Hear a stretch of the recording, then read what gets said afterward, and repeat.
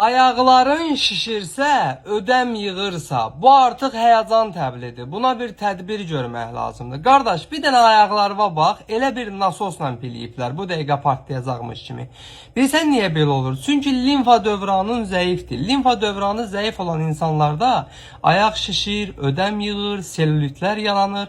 Hətta varikozun yaranmasına belə limfa dövranı təsir göstərir, varikoz yaradır. Bəs bu problemlərdən necə qurtulaq? Ekrandakı ürəyi qızardın, ətraflı izah edeyim.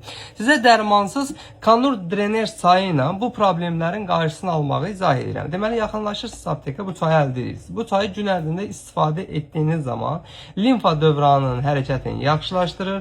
Nəticədə ayaqda olan şişkinlikdir, ödəmdir, bunların hamısını aradan qaldırır. Varikozun və selülitin yaranmasını önləyir. Ölkənin bütün apteklərində var. Olmasa əczaçılarımızdan xahiş edin, zakaz verib gətirsinlər. Bu cür faydalı videoların davamı üçün məni mütləq takip edin ki, sağlamlığınızın qeydinə qalın. Əczaçınız Baloğlanla hər zaman, hər mövzuda sağlam qalın.